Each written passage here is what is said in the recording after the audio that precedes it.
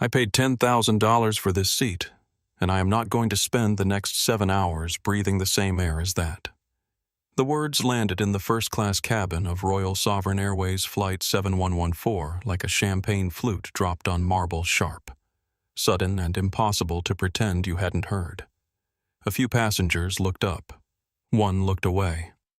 The flight attendant standing near the galley curtain went very still, the way people go still when they realize something ugly has just walked through the door wearing expensive clothes.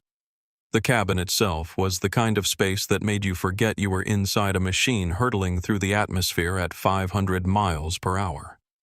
Royal Sovereign's long-haul first class was configured in a 1-2-1 layout. 8 private suites, each one a small kingdom of cream leather, brushed walnut paneling, and the kind of indirect lighting that made everyone look like they were being filmed for a perfume advertisement. The air carried the scent of bergamot and something colder, cleaner the manufactured freshness of a pressurized world that cost more per square foot than most people's apartments. Chilled Dom Perignon sat in individual coolers beside each seat, and the ambient boarding music was something orchestral and forgettable, designed to communicate effortless sophistication without demanding any attention. Claudette Hargrove had been breathing this air since birth. She moved through the cabin doorway with the practiced authority of someone who had never once in 47 years of living been made to feel she did not belong somewhere. Platinum blonde hair swept into a flawless chignon, a cream Saint Laurent blazer with a Chanel brooch at the left lapel, a Birkin bag in cognac leather carried loosely in the crook of one elbow, as though it weighed nothing, which for Claudette it effectively didn't. She was not performing wealth. She simply inhabited it the way a fish inhabits water, with the complete and unexamined certainty that there was no other way to exist. She reached Suite 2A and placed the Birkin on the ottoman with the deliberateness of someone planting a flag, her eyes already scanning the cabin with that particular sweep, practiced predatory efficient that she had spent decades perfecting at charity galas and private members' clubs and first-class lounges across 4 continents. The sweep stopped. Suite 1A. The prime seat, the one positioned nearest the nose of the aircraft, the one usually allocated to diplomats, to people whose names appeared in the kind of newspapers Claudette actually read rather than used to line a recycling bin. She had expected it to contain a banker with his face buried in the Financial Times, or perhaps a faded tech billionaire who had paid for the upgrade with points accumulated from years of making other people's lives more efficient. What she saw instead made something tighten at the base of her jaw. A man. Black, broad-shouldered, somewhere in his mid-30s, wearing a charcoal hoodie and dark jeans. White sneakers, pristine ones so clean they looked almost deliberate, rested against the footrest of the suite. He had over-ear headphones on Sennheisers, the kind that announced their price not through logos but through the clean, architectural simplicity of their design. He was typing on a tablet, and his posture communicated something that Claudette's entire nervous system registered as an affront. He was completely, entirely, and utterly relaxed. He looked like a man who had nowhere better to be and was glad about it. Claudette blinked. She waited the way one waits for a visual glitch to correct itself, for the image to rearrange into something that made sense to her. It did not rearrange. The man continued typing. The headphones continued blocking out the world. The sneakers continued existing in Suite 1A. Her jaw tightened further. Her hand found the stem of her champagne flute before she had consciously decided to reach for it. She took a sip. She did not taste, and her eyes did not leave Suite 1A. Naomi Asher. Young, warm, the kind of professional brightness that takes genuine effort to maintain, appeared at Claudette's elbow with a smile and a hot towel on a silver tray. "Good afternoon, Miss Hargrove. Welcome aboard. Can I start you with a glass of Krug before we push back?" "Krug," Claudette said without looking at her. "And make sure it's actually cold. Last time it was barely chilled." She paused. "And Naomi, there's been a mistake." Naomi maintained her smile with the discipline of someone who had been trained extensively in the maintenance of smiles and said, "Of course, Miss Hargrove. What kind of mistake? Claudette tilted her head toward Suite 1A with the precise minimum of movement required to indicate her meaning. The man was still typing. He had not looked up once since she boarded, which was in some ways the most offensive thing about him, even more offensive than the hoodie. Even more offensive than the sneakers, even more offensive than the simple, undeniable, intolerable fact of his presence in the seat nearest the cockpit. The seat that Claudette privately considered the most important seat on any aircraft, not because she needed it for any practical reason, but because it existed, and therefore it should, by the correct ordering of things, belong to someone like her. He had a short, well-groomed beard, and an expression of such complete absorption in whatever was on his screen that Claudette had the bewildering sense that she could stand in the aisle and scream, and he would simply turn up the volume on his headphones. She did not understand this. Claudette Hargrove had spent 4 decades learning how to occupy space in a way that demanded acknowledgement. She understood power as a performance. The right clothes, the right accessories, the right degree of visible impatience. And she had always been seen. The idea that someone might simply not notice her, not because they were rude, but because she was genuinely not their concern, was not a possibility her mind was equipped to process. That man, Claudette said quietly, still not looking at Naomi, in 1A. "Who is he?" "That's Mr. Cole," Naomi said with just the faintest, most controlled neutrality in her voice. "He's one of our priority guests today." "Priority?" Claudette repeated. The word came out the way a wine sommelier might repeat the name of a cheap label, not with anger exactly, but with a kind of appalled disbelief. "He's wearing a hoodie, Naomi. He looks like he just came from a basketball practice. Is this a charity flight? Some sort of program?" Naomi turned to face her, fully a small recalibration of posture, subtle but deliberate. "Mr. Cole is a full-fare passenger, Miss Hargrove, a Global Services member. He has every right to be in Suite 1A. I don't care what status his credit card bought him." Claudette stepped fractionally closer, lowering her voice to the particular register she used when she wanted to communicate that she was being patient with someone at significant personal cost. "I paid over $10,000 for this cabin experience. That means privacy. That means exclusivity. That means I should not have to share a 14-square-foot suite configuration with someone who," she paused, selecting her words with surgical precision, "clearly doesn't belong in this environment." Naomi's professional mask held, but something behind her eyes went very quiet and very cold. "I cannot move a passenger, Miss Hargrove, because of the way he's dressed." "Then move me." Claudette's chin lifted slightly. "Put me in 1A. He can have 2A. The service is identical, he won't notice the difference." A small pause loaded with implication. "People like him rarely do."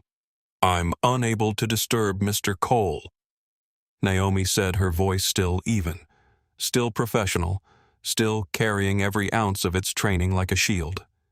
"He has requested privacy, and he has a confirmed reservation for that suite." Claudette stared at her for a moment, with an expression that suggested she was revising downward her estimate of Naomi's intelligence. "Requested privacy," she repeated softly, as though tasting the absurdity of it. Then she set down her champagne flute, a small decided gesture, and straightened. "If you won't fix this," she said, "I will. Miss Hargrove boarding is almost complete. The door is about to close." But Claudette was already moving her heels a precise rhythm on the cabin floor. Her posture, the posture of a woman who had never once in her life been told something she was not eventually able to override, and who had no reason to believe today would be any different. She moved through this cabin with the focused momentum of someone who had rehearsed this kind of confrontation many times in hotels, in restaurants, in boutiques, where the staff had failed to recognize who she was quickly enough, and who had always, without exception, gotten what she wanted, because the world had been organized for as long as she could remember to give it to her. She stopped at the galley where Naomi had retreated to pour the krug and planted herself in the narrow doorway with her arms crossed. "I want to speak to Patricia," she said. Patricia Walsh was the flight service manager. Claudette had memorized the name from a previous flight on this route, a small tactical habit, and she understood that escalation was most effective when it skipped rungs. "I'll get her," Naomi said, and disappeared behind the curtain with the krug glass still in her hand, which suggested that she had been expecting this and was not particularly surprised by it. Patricia Walsh appeared within 90 seconds. Mid-50s, silver-streaked hair pinned with quiet authority, the kind of face that had been professionally neutral for so long, it had become genuinely unreadable. She had 22 years of experience and eyes that had cataloged every variety of difficult passenger the aviation industry had produced, and she looked at Claudette with the focused attention of someone who was already quietly making an assessment. "Miss Hargrove," Patricia said. "How can I help you, sweet one?" Claudette said without preamble. "The passenger in it. I want to know how that happened, and I want it corrected before we push back." Patricia's expression did not change. "Mr. Cole is a confirmed passenger in 1A. His booking is valid, and his seat assignment is correct. That's not what I'm asking. I'm asking how someone like that ends up in the front suite of a $14,000 cabin experience. And I'm telling you that I find his presence here not just unpleasant, but genuinely threatening to the standard of service that Royal Sovereign is supposed to represent." She let a beat pass. Rappers, athletes, new money, people who buy these seats on points and then behave as though it entitles them to the same environment as those of us who have been flying this airline for 20 years. I am not paying for that. I am not accepting that. And if this airline is going to start distributing luxury cabins like diversity lottery prizes, then I want to hear that from someone with actual authority, so I know whether to transfer my business to British Airways immediately or merely at the end of this flight. Patricia absorbed this without visible reaction, which was in its own way a form of response. "Mr. Cole is not flying on points, Miss Hargrove. He is a full-fare Global Services passenger, and he has requested that his journey be undisturbed. Then I want to be moved to 1A and he can have 2A. I cannot ask Mr. Cole to swap suites, then have him move to economy." Claudette's voice dropped a register sharper now. "I know people at the very top of this airline, people who would be very interested to hear that their premium cabin staff are prioritizing." She searched for a word and found one she considered precise accommodations for certain types of passengers over the comfort and safety of their established clientele. Patricia held her gaze for a moment longer than felt entirely comfortable. Then she said with enormous, immovable calm, "The flight is full. Miss Hargrove, I cannot move any passenger. I would ask you to return to your suite. We are 2 minutes from closing the boarding door." Claudette looked at her for a long moment, reading the flatness in her expression and recognizing with a faint cold spike of irritation that this particular wall was not going to be scaled through Patricia Walsh.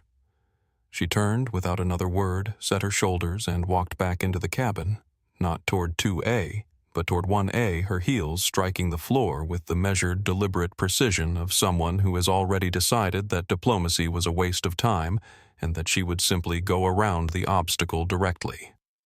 James Cole felt the vibration against the partition shell of his suite before he registered it as intentional. At first it read as turbulence, the kind of minor shudder that long-haul aircraft produce at the gate. But when it came again sharper and more insistent, he reached up and slid one ear of his headphones back. A woman was standing at the opening of his suite arms, crossed chin lifted, wearing the expression of someone who had already decided how this conversation was going to go. She was blonde, platinum precise, dressed in the kind of clothes that communicated not just wealth, but a specific territorial relationship with it.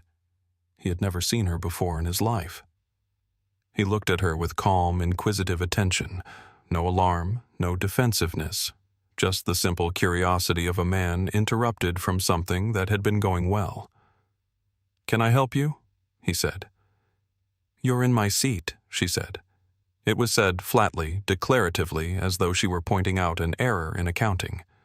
James glanced at the boarding pass displayed on his tablet screen. Suite 1A, James T. Cole, and then looked back at her. 1A, he said. Pretty sure this is mine. There's been a mistake, she said, uncrossing her arms to gesture vaguely toward the seat with the kind of confident authority that expected its gestures to be obeyed. The airline sometimes upgrades passengers by accident. There are glitches in the system, mix-ups in the allocation. This suite is reserved for established clientele. You may have been assigned here in error. James placed his tablet on the armrest and gave her his full attention for the first time, which was apparently not the response she had anticipated, because something in her posture shifted almost imperceptibly, a tiny recalibration, the adjustment of someone who had expected flustering and received steadiness instead. Established clientele, he said with genuine mild curiosity. Does that phrase have a specific definition, or is it more of a general impression? Her jaw tightened. I'm saying, she said, lowering her voice to a register she clearly intended to be discreet, but which landed as simply pointed that people in this cabin have certain expectations about their environment. We value quiet. We value decorum. We don't want noise or disruption or the kind of energy that makes other passengers uncomfortable. And I think you would be considerably more comfortable back in economy where the atmosphere is more... She paused briefly, suited to you. The silence that followed was the particular silence of a sentence that had said considerably more than it appeared to. James Cole looked at her for a long, unhurried moment. Then he reached forward and picked up his tablet again. My name is James, he said, his voice carrying the quiet weight of a man whose composure was not something he performed, but something he had built carefully and deliberately over many years. I'm just trying to get to New York. Go sit down. He slid his headphone back over his ear. The dismissal was so complete, so devoid of drama or anger, that it took Claudette Hargrove a full 3 seconds to process it. When she did, the color that rose in her face started at her neck and moved upward with the slow, thorough intensity of a tide coming in, and she stood there for a moment, her mouth very slightly open, her hand gripping the partition edge, confronting for what may have been the first time in her adult life the specific humiliation of not being given the attention she had come to consider her due. She turned. She walked back toward the galley, and the look on her face made it very clear that she was not finished. 18 hours earlier, James Cole had been standing in the kitchen of his apartment on the south side of Chicago, drinking black coffee from a mug that said, World's Okayest Engineer, a gift from his assistant Dana, who had a fine sense of irony, and watching the early morning light move across the lake with the particular unhurried attention of someone who knew how to be still. The apartment did not look like the home of a man who had 3 weeks ago completed the acquisition of a major international airline. It looked like the home of a man who had once been a graduate student and had never quite gotten around to decorating past that point. A worn leather couch comfortable in the way only genuinely old furniture gets. Stacks of journals, biotech aerospace materials, science arranged in piles that suggested a system only their owner could decode. A bookshelf that had long since run out of shelf space and was dealing with the overflow in small, slightly guilty towers on the floor. And on the wall beside the kitchen window, framed in simple black wood, a photograph of a woman in a blue airport cleaning uniform. She was standing in what appeared to be an empty first-class lounge, white leather seats, polished floors, the whole architecture of privilege, and she was smiling at the camera with the particular smile of someone who has worked very hard all day and is genuinely, uncomplainingly happy about it. Her name was Dorothy Cole, and she had cleaned the toilets in the first-class lounge at O'Hare International Airport for 31 years. James looked at the photo for a moment, the way he did most mornings. Not with sadness, not with sentimentality, but with a kind of grounding awareness that he found useful when the world was about to demand something significant of him. His phone rang. Dana. "The Vanguard board wants you in a suit for the London handover meeting," she said without preamble. "They're meeting the Royal Sovereign executives for the first time. It's a credibility thing, they said." "Tell them I'll be there," James said. "That's enough." A pause. "James. Dana." Another pause, longer. "The charcoal hoodie. It's cold in London." He heard her exhale the specific exhale of someone who has been his assistant for 4 years and has long since accepted that certain arguments are not worth having. "Fine. Your car is at 8. Don't be late, the Chicago connection to Heathrow is tight." He hung up, refilled his coffee, and looked at the photo again. The acquisition of Royal Sovereign Airways had been finalized through a cascade of holding companies over the course of 14 months, a process engineered for invisibility, because James had learned early that when people knew what you were doing, they changed how they behaved, and he needed to see how Royal Sovereign actually operated before he began the work of changing it. No press release, no announcement, no fanfare of any kind. Just the quiet, methodical movement of capital through structures designed to keep the new owner's name out of every document until the ink was dry. He had bought it because the numbers made sense. Royal Sovereign had remarkable route infrastructure and a legacy brand that could be rebuilt into something excellent, but also because of something harder to quantify, something he had never said out loud to the board, but had articulated to himself clearly in this kitchen, at this window, looking at this photograph. His mother had cleaned their lounges. She had wiped their counters and scrubbed their floors and laundered their blankets and made the whole experience of first-class travel possible for people who never once thought about how it got that way.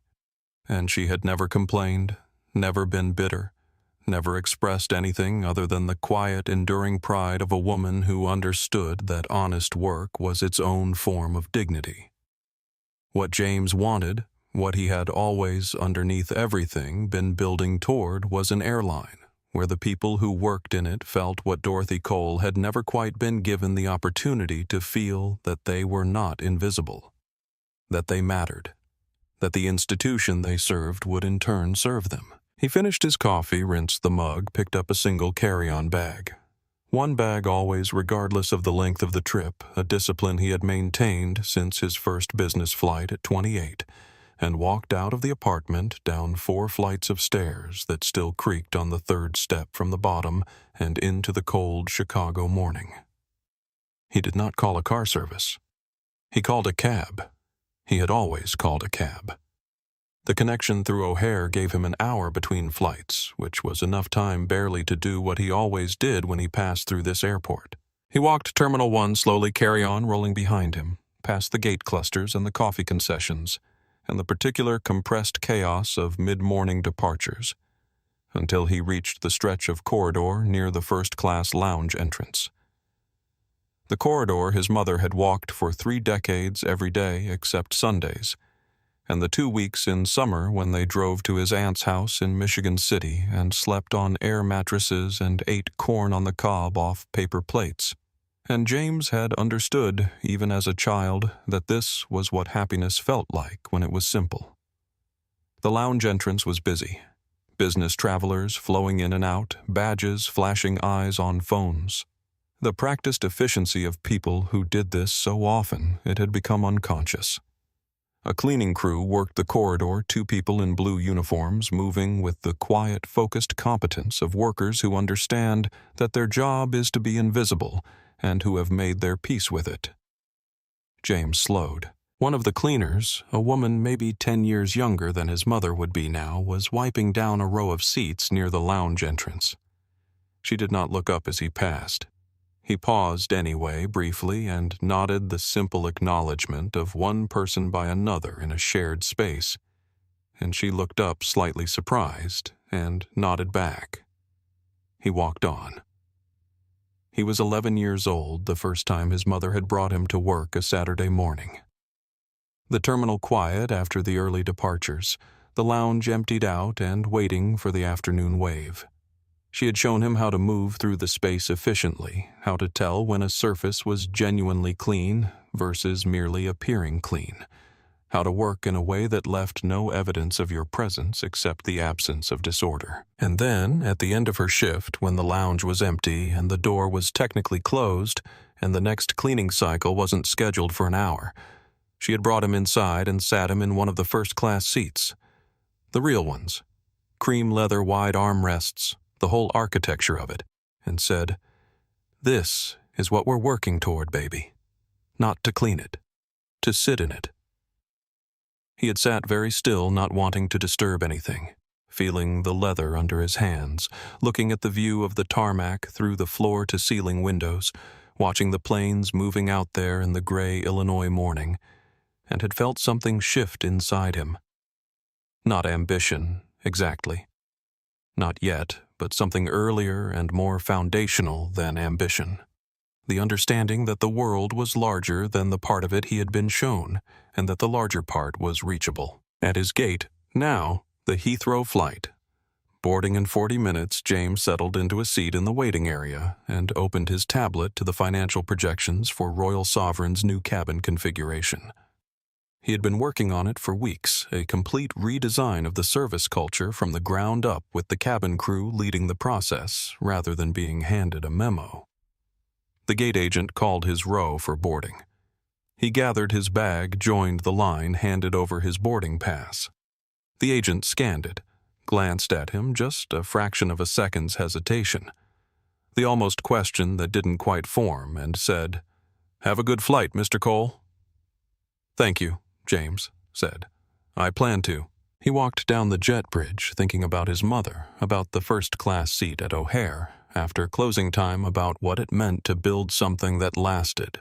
And by the time he stepped through the aircraft door and found his seat and settled in and put on his headphones and opened his projections again, he had stopped thinking about any of it consciously, because it had all simply become the ground he stood on. The foundation beneath everything as present and unremarkable as breathing.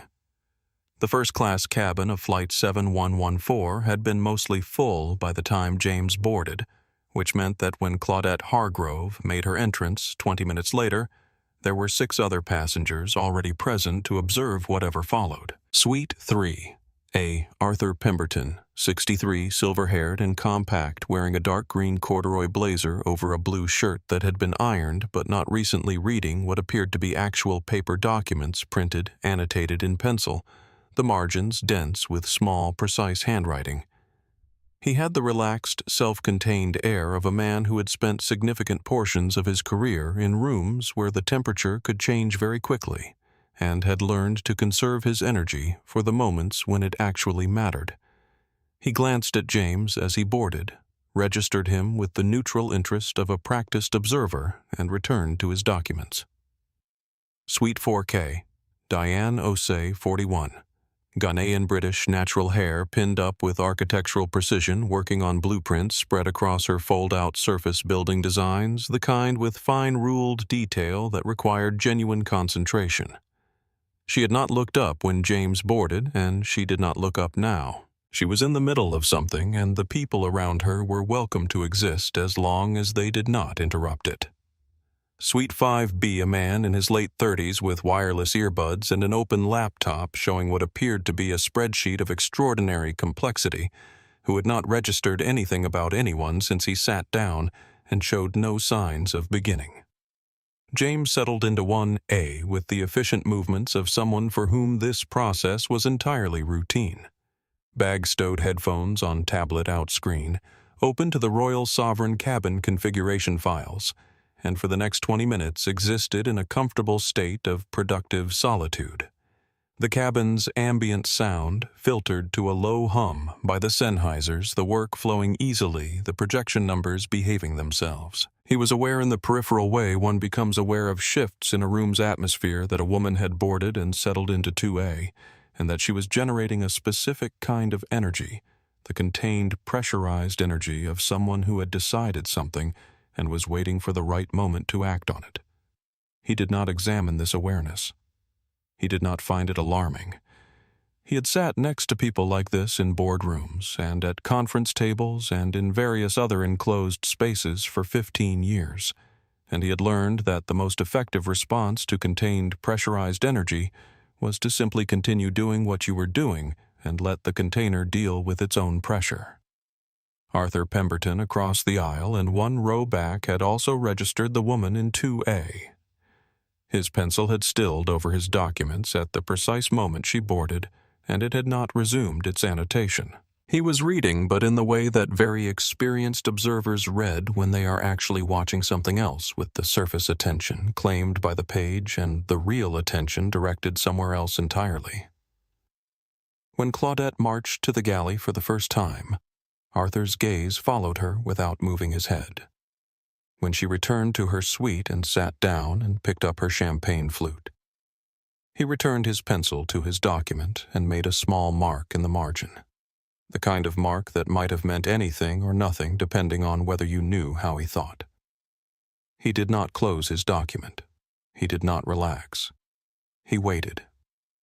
The tapping at his partition was more aggressive the second time, the sharp, deliberate percussion of someone who had decided that subtlety had failed and was moving to a more direct approach. James felt it through the seat frame, recognized it as intentional, and kept his attention on his screen for exactly 2 more seconds before he reached up and removed both headphones. Claudette was standing at the entrance to his suite, and she had his headphones in her hand. He had not felt her take them, had not felt her reach past him, had not registered the proximity until the absence of sound hit him. The sudden return of the cabin's ambient world voices and engine hum, and the distant percussion of luggage being loaded below. And then he looked at her, at the headphones in her hand, and the cabin went very quiet in the specific way that spaces go quiet when something unforgivable has happened in them. James stood up. He did it without urgency, without theatrics. Just unfolded himself from the suite with the calm, deliberate purpose of a man who has made a decision about how he is going to occupy space rising to his full height of 6'3", his hands open and visible at his sides, his expression carrying no anger but something considerably more controlled than anger and considerably more unsettling to encounter. "Don't," he said. His voice was quiet, very even the specific register of calm that carries more weight than shouting, precisely because it doesn't need to. "Ever touch me again." Claudette stepped back 1 step, involuntary, the physical response of a body that had registered something the conscious mind was too proud to acknowledge, and for a moment something moved behind her eyes that was genuinely close to fear. Then her pride, which was a much older and more practiced habit than her fear, flooded back in, and she threw the headphones onto his lap and turned toward the cabin. "Crew!" Her voice cracked across the cabin like a whip strike. "Crew, I am being threatened. This man is violent. He needs to be removed. Call the captain, call security." Naomi and Raymond, the male flight attendant, broad-shouldered and steady, came quickly from the galley, and behind them came Patricia Walsh, moving with the particular unhurried authority of someone who has been doing this for 22 years and has seen every version of this scenario and is not remotely impressed by any of them. "What is happening here?" Patricia said, not a question. Really more a command in the shape of a question. "He lunged at me," Claudette said, pointing at James with a finger that was shaking slightly at the tip. "He grabbed at me. He's high on something. Look at him. He's a thug, and I want him off this aircraft immediately." Patricia looked at James. Open hands, relaxed shoulders. An expression of such complete, unruffled calm that it was itself in some ways more eloquent than anything he could have said. Then she looked at Claudette, who was vibrating with a fury so intense it had crossed over into something that looked from the outside rather more like desperation. From Suite 3, a Arthur Pemberton's voice arrived, unhurried, certain carrying the particular weight of someone accustomed to his observations being treated as evidence. "I've been watching since she boarded," he said simply. He stood up. That is all he did. Diane Osei had not spoken. She had not moved. But the phone in her hand was angled with the quiet professional precision of someone who had been recording for the last 45 seconds and intended to keep doing so. Patricia absorbed all of this Arthur's testimony. Diane's phone, James's stillness, Claudette's performance in approximately 3 seconds, which was the benefit of 22 years of experience. She had seen bias incidents wrapped in designer blazers before. She had seen the architecture of false accusation assembled in real time before. She knew exactly what she was looking at. She turned to Claudette. "Ma'am," she said with an iron patience, "I need you to return to your suite. We are about to close the cabin door." Claudette looked between them. Patricia James, the watching cabin, and her jaw set in the particular way that preceded ultimatums. "I want the captain," Claudette said. Her voice had dropped from its earlier screech to something colder and more calculated, which was, in Patricia's experience, the more dangerous register. "I want the pilot out here in this cabin right now, and I want this resolved before this aircraft moves an inch. Miss Hargrove, I am not sitting down." Each word was a separate, deliberate impact. "I am not flying with a criminal in Suite 1A. And I am not going to stand here being managed by a flight attendant when this is clearly above your pay grade." Patricia's expression didn't change. "If you don't return to your suite, you will be the one removed from this aircraft." Claudette turned to Raymond. "And you don't come any closer.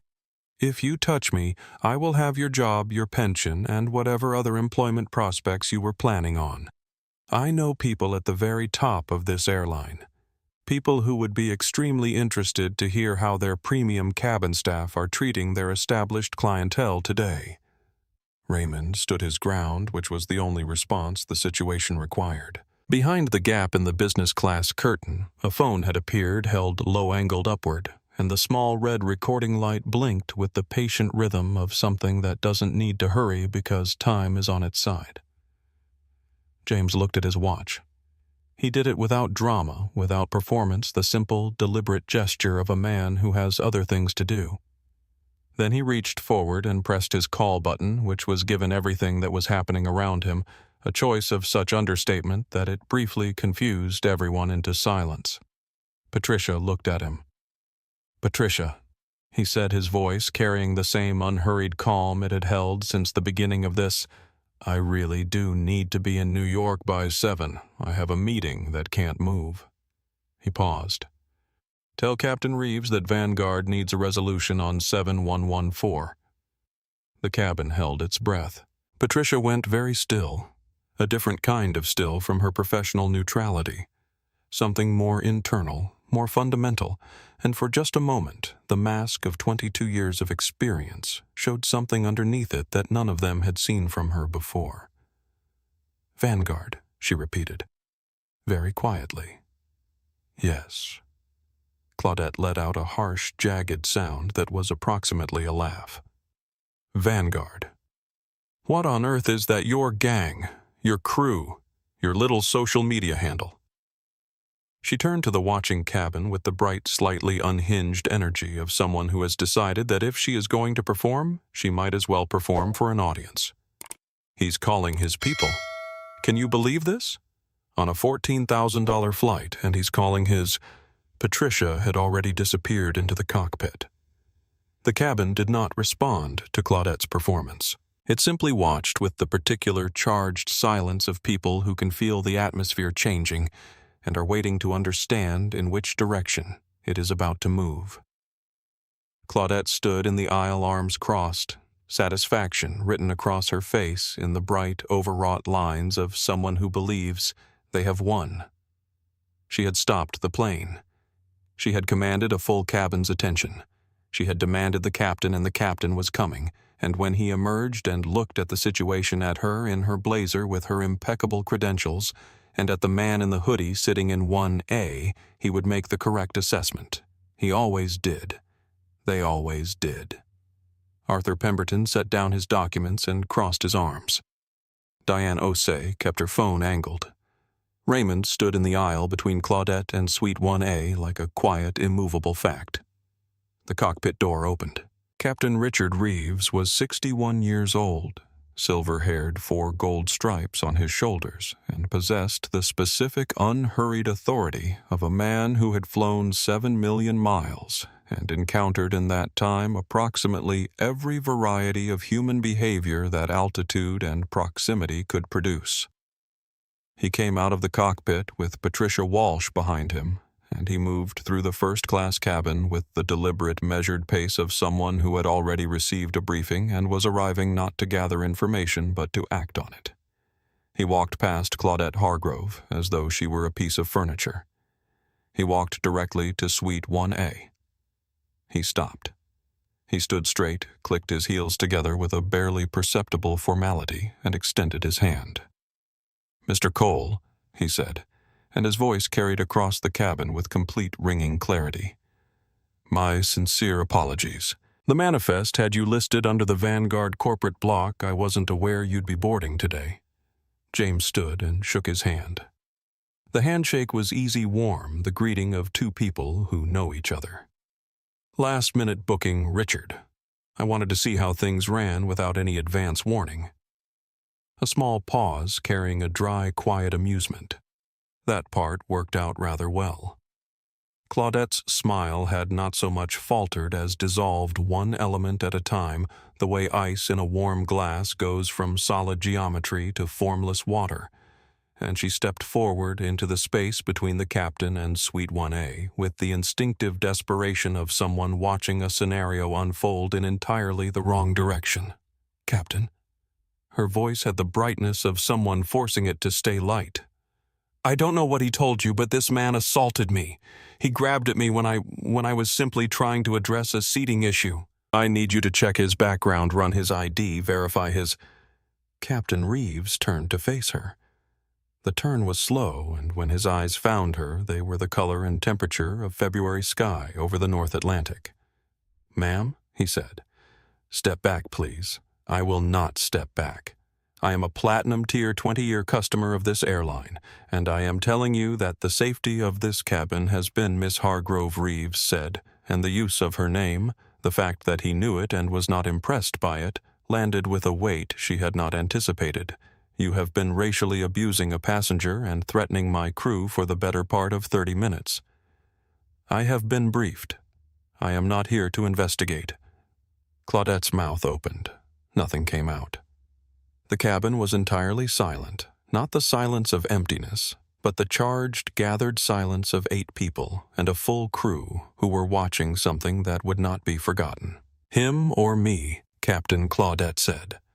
And something in her voice was not quite as steady as it had been, but the pride was still there, still insisting the habit of decades, the muscle memory of a life in which ultimatums worked. "That's what it comes down to. If he flies, I walk off this plane right now.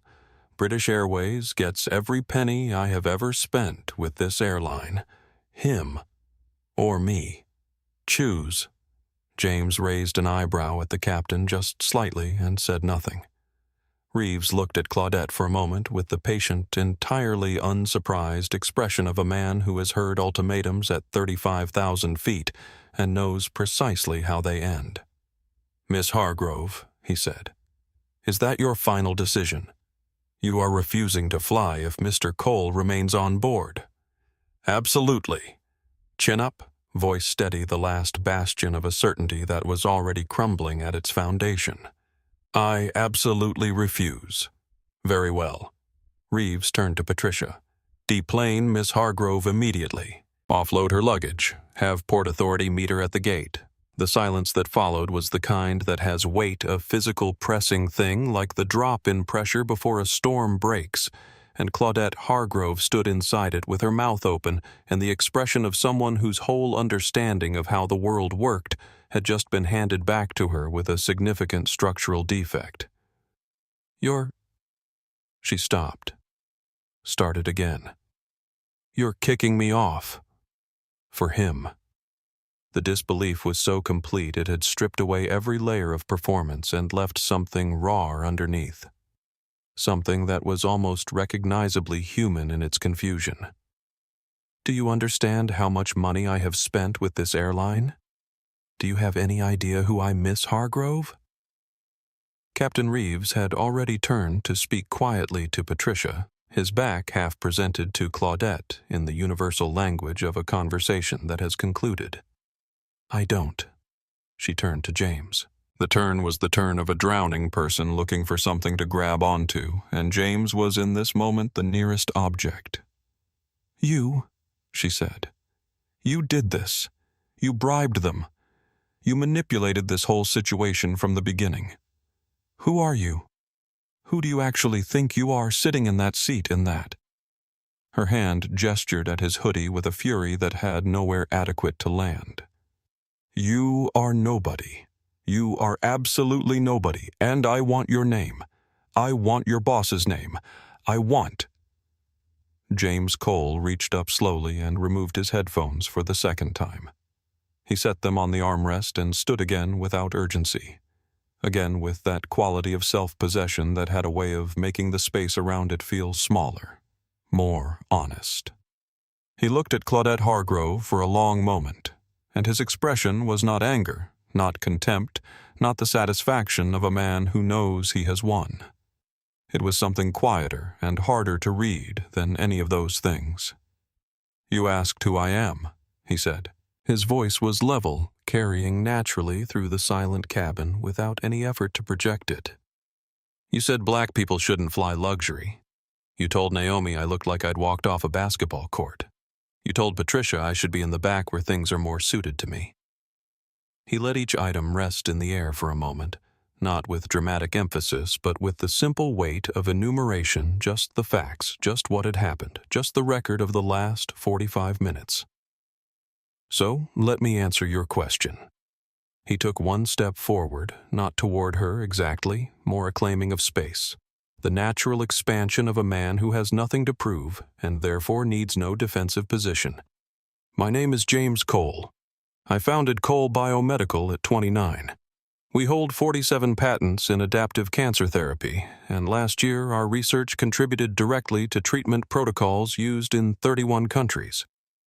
He paused briefly. "But that's not the part that's relevant to you right now." His hand moved a single quiet gesture that took in the plane around him, the logo on the linen napkin folded on the armrest of his suite, the wings insignia on Patricia's uniform, the Royal Sovereign typeface on the boarding pass screen above the door. 4 weeks ago, my investment firm, the Vanguard Group, acquired a 51% controlling stake in Royal Sovereign Airways. Another pause. This one held its breath. "I don't just fly luxury, Claudette." His voice dropped just slightly, not for effect, but because the sentence didn't need any. "I own the airline." The silence that followed was absolute, the silence of a courtroom before the gavel, the silence at the end of a sentence that changes everything. Claudette looked at him, looked at Captain Reeves, who held her gaze and nodded once slowly without expression, looked at Patricia, who was looking back at her with something that was not anger, was not triumph, was not satisfaction, was simply devastating in its completeness. Pity. "You own," Claudette whispered. "The plane," James said. "The seat you've been standing next to, the champagne you've been drinking, the uniforms my crew are wearing. A beat. And yes, the right to decide who abuses them." He turned to Patricia.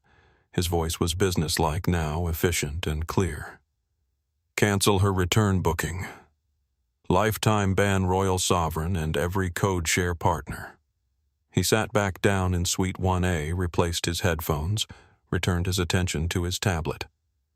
The dismissal was so complete, so architectural in its finality, that for a moment no one in the cabin moved at all. Claudette Hargrove, the woman who had paid $10,000 for this seat, who had known people at the very top of this airline, who had issued her ultimatum with the absolute certainty of 4 decades of winning, stood in the aisle of an aircraft she had just discovered.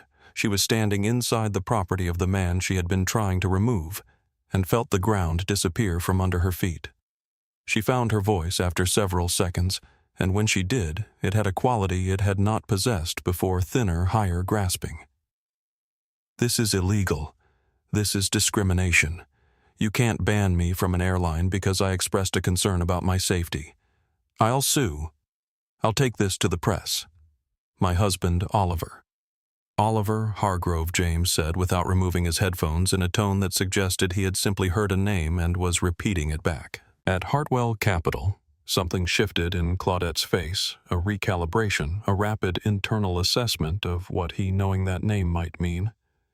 "He's a senior managing director," she said, and there was a new note in her voice now, something that wanted to be threatening but came out closer to pleading.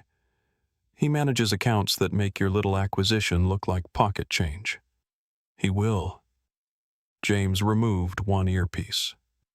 He reached into the pocket of his hoodie and took out a phone, matte black, unbranded, the kind of phone that announces nothing about itself, and tapped a contact.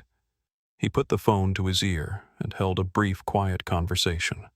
His voice too low for the cabin to follow clearly, the words arriving only in fragments. "Yes, and Hargrove, and that's what I thought," and then a short silence, and then "I appreciate it." He ended the call, looked at Claudette. "Hartwell Capital manages the pension fund for 3 of my biotech subsidiaries," he said, his voice carrying no pleasure in this information, just the flat, factual delivery of someone who has verified something they already suspected. "I spoke to their CEO. Oliver is currently under internal review for what appears to be some significant irregularities in his account management." A beat. "Your name came up. Your public behavior today, and it is very public. Claudette, there are already phones filming this in business class, has created a rather difficult situation for a firm that is trying very quietly to investigate one of its own managing directors without alerting anyone who might have a reason to move money." The color in Claudette's face moved from crimson to something paler, and the Birkin bag tightened against her chest. "What did he say?" she whispered. "He said Oliver's Monday morning is going to be complicated." James put his phone back in his pocket. "I'm sorry about that, genuinely. But you used his name as a weapon, so I had to verify what the weapon was made of." He was not sorry, but he said it the way a surgeon says this might sting, not cruelty, not theater, just the honest acknowledgement of damage about to be sustained. Claudette opened her mouth, closed it. The arguments that had served her all her life, the name-dropping, the status assertion, the confident demand for managerial intervention had all been tried, and none of them had found purchase. And she was standing in the aisle of her own humiliation with nothing left to throw. Arthur Pemberton had picked up his documents again, but he was not reading them. Diane Osei had lowered her phone, the recording complete. In Suite 5B, the man with the spreadsheet had long since given up pretending to work and was simply watching his laptop closed on his lap. Patricia Walsh stepped forward. "Miss Hargrove," she said with a professionalism that was itself a form of mercy, "the ground crew is offloading your luggage now. Port Authority will meet you at the gate. Please collect your personal items." "No." Claudette grabbed the headrest of Suite 2. Both hands knuckles white, the last physical act of resistance available to her. "No. I paid for this seat. I am a citizen. I have rights. You cannot." The cabin door opened.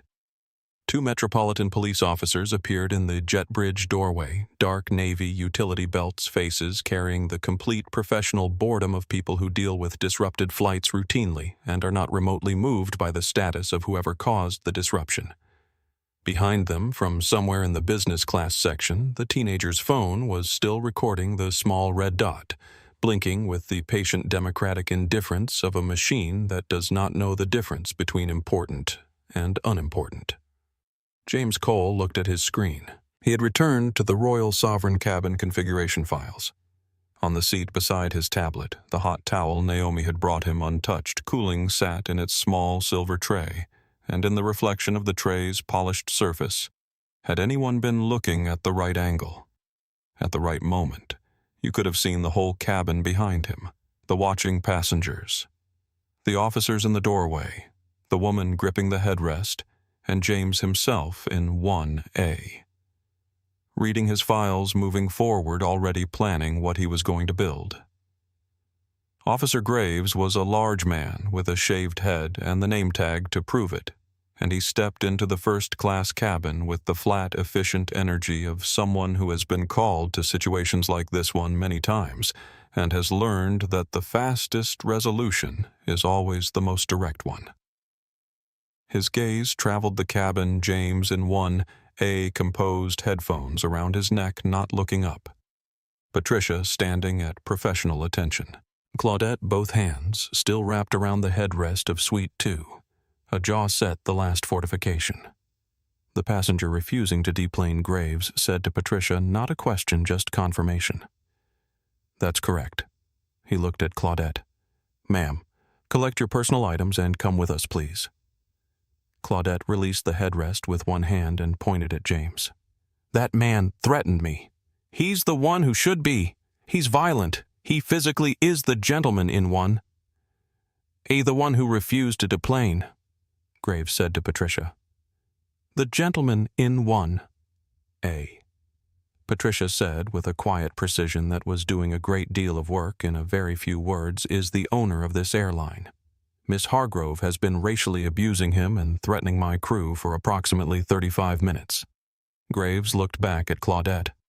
His expression had moved from boredom to something considerably less neutral. Right, he said. Let's go. I do not go to holding facilities, Claudette said, drawing herself up to her full height with the reflex of a woman who has never had reason to question what her posture could achieve. I go to the Ritz. Not today, said Officer Walsh, the second officer younger, a woman stepping forward from the doorway with a calm that matched Graves's exactly. Walk out with us now, or we escort you in restraints. Your choice, and you have about 10 seconds to make it. The cabin watched. Arthur Pemberton with the still attention of a man filing evidence. Diane Osei with her phone lowered the recording already completed and time-stamped. The teenager through the curtain gap, not quite believing his own footage. Claudette looked around the cabin, the businessman who was shaking his head. The architect who had already returned to her blueprints with the deliberate pointedness of someone signaling that you are no longer worth her time. The flight attendants standing in a quiet, unified line, and she felt something she had not felt in a very long time.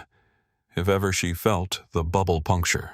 The bubble she had lived in for 47 years, the one made of money, of status, of the automatic deference of institutions, of the absolute unexamined certainty that the world would always arrange itself to accommodate her, deflated not with a bang, but with a slow, cold, comprehensive hiss, and what was left when it was gone was just a woman in an expensive blazer standing in an aisle she didn't own, having threatened people she couldn't touch, having tried to remove a man from his own property. She snatched her Birkin bag from the ottoman of Suite 2A with a violence that was by now the last thing she had access to, clutched it to her chest.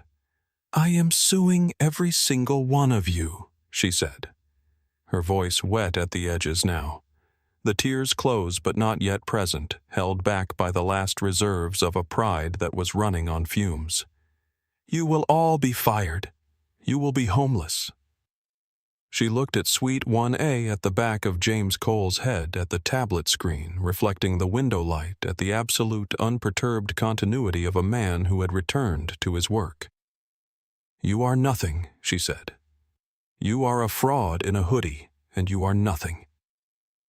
James Cole reached forward and paused whatever he was watching on his tablet. He swiveled his chair slowly and looked at her fully and directly with an expression that was not anger, was not contempt, was not triumph of any kind, but was something older and sadder than all of those things. Claudette, he said quietly, the only person who made you small today was you. He turned back to his screen. Officer Graves said, Move, and Claudette Hargrove began the longest walk of her life. The walk from Suite 2A to the aircraft door was approximately 40 feet, and Claudette Hargrove walked it with her chin up and her Birkin clutched against her chest, and her heels striking the cabin floor with a sound that might from a distance have been mistaken for confidence, but was simply the noise that expensive shoes make when the person wearing them has nothing left but their footwear. Officer Graves walked behind her, and Officer Walsh walked beside her, and they moved through the galley past Naomi, who was standing against the counter with her hands clasped and her face carrying the carefully maintained neutrality of someone who will deal with what she's feeling later in private, and past the curtain leading to business class, where heads turned and people craned, and a row of faces registered the spectacle of a platinum blonde woman in a cream Saint Laurent blazer being walked off an aircraft by 2 police officers, which is not even in first class, a common sight. Through the business class cabin and into the jet bridge, and then the cool, damp air of London hit Claudette's face, the smell of jet fuel and April rain, the functional, indifferent smell of an airport that processes 50 million passengers a year and cannot afford to assign significance to any individual one of them. She stumbled slightly on the metal ramp, her heel catching a ridge, and caught herself and kept walking. The terminal gate was 20 meters from the jet bridge exit, and a crowd was already gathered at the next departure, passengers waiting for a flight to Edinburgh, mostly looking up from their phones at the emergence of a woman flanked by police with the alert, slightly guilty attention that scenes of public misfortune tend to produce. The whispers reached her before the crowd did. "Is that the woman from... I saw something on Twitter?" "Yeah." She tried to get some black man thrown off his own, and then a voice clearer than the others. She stopped the whole flight. For nothing. And another. "Money can't buy class, can it?" Claudette tried to hold her head high. The weight of it. The weight of the phones, the whispers, the entirely ordinary fluorescent light of an airport terminal at 4 p.m, stripping away every protective layer she had ever constructed, was considerable. She was marched past the duty-free shops she had browsed that morning, past the private lounge entrance where she had spent an hour drinking complimentary gin and reading a magazine, past the check-in desks where the agents didn't look up, and toward the gray, functional rooms of the aviation security area, rooms with plastic chairs and fluorescent lights, and the complete absence of anything that recognized her name or her status, or the 47 years she had spent constructing herself. In the corridor, she passed a cleaning cart attended by a woman in a blue uniform who did not look up as the small procession went by. Claudette did not notice the cart, did not notice the woman, did not slow or look or register the presence of the kind of person she had spent her life looking through. She passed it without seeing it, and the woman in the blue uniform kept working, and the distance between them, not a physical distance, not really, was the distance of an entire lifetime of not looking, and it was in this moment everything. The holding room was small and white, and lit with the specific cruelty of fluorescent tubes that make everyone look slightly unwell, and it contained 2 plastic chairs, a table, a paper cup of water that Claudette had not touched, and the accumulated weight of approximately 47 years of consequences arriving all at once. They had taken her phone during the processing standard procedure returned within the hour, they said, but when they gave it back and she turned it on, the notifications came, not in a trickle, but as something closer to a flood, the screen vibrating almost continuously for 15 seconds before the volume of incoming information exceeded the phone's ability to process it, and everything paused and reloaded. She sat and looked at the screen. 14 missed calls from numbers she didn't recognize. 87 text messages. A text from Cordelia. Her daughter, 15, boarding school in Zurich. A girl who had been carefully raised to understand that certain things were simply not done, that read, "Mother, what did you do?" "The girls are laughing at me. I can't go to dinner. Everyone has seen it." There was a video circulating. She could see that much without opening it. The preview a shaky vertical frame. Her own face in it caught mid-word with an expression that looked from the outside nothing like what she had thought she looked like from the inside. She had thought she looked decisive. She had thought she looked firm and correct and properly concerned about standards. What she saw in the preview was something else entirely, something she stared at for several seconds before she set the phone face down on the table. She tried Oliver's number. Voicemail, his pleasant, professional recording, the voice of a man projecting a competence she was beginning to understand differently. His direct work line, disconnected. His assistant, Margaret, a woman who had worked for Oliver for 11 years, who sent birthday cards to Cordelia and remembered the names of all their holiday destinations. Margaret answered on the second ring. There was a pause before she spoke, a long, ice-quiet pause. And then Mrs. Hargrove. "I've been advised by legal counsel not to speak with you. I'm resigning effective immediately." "Resigning? Margaret." "Don't be. Oliver has been arrested." Margaret's voice was careful, stripped of inflection, carrying the blankness of someone reading from a script they have been handed by lawyers. "The FBI arrived at the office 40 minutes ago. Computers files the safe. He was trying to board a flight to Grand Cayman with approximately $2 million in bearer bonds." A pause. "He saw the video of you and Mr. Cole. He knew that once Cole landed and began an audit, the account irregularities would surface within days." Another pause, briefer. "You tipped the first domino, Veronica." It was the first time Margaret had ever used her first name. The informality of it after 11 years of Mrs. Hargrove, the sudden stripping equality of a first name, was in its small way the most disorienting thing that had happened all day. The line went dead. Claudette set the phone down beside the paper cup of water she hadn't touched and looked at the fluorescent ceiling and the thing she had been waiting for all afternoon. The correction, the managerial intervention, the reassertion of the world as she knew it did not arrive. The ceiling was just a ceiling. The room was just a room. The phone held the image of her own face frozen in that preview frame, carrying an expression she didn't recognize. She had spent 47 years being certain that money was protection, certain that the institutions she had navigated, the airlines, the hotels, the boutiques, the private clubs, existed to serve people like her because she had always been served by them, and she had never once considered that the service and the deference and the accommodation had been a contingency, not a right, and that contingencies have conditions. She picked up the paper cup, drank the water, set it down. The fluorescent light buzzed faintly above her. She waited. The cabin door closed with a heavy, solid thud that seemed to contain within it the full stop of everything that had just occurred. And for a moment after it closed, no one in the first-class cabin moved or spoke, as though the whole aircraft were taking a breath. Patricia Walsh reached for the PA system.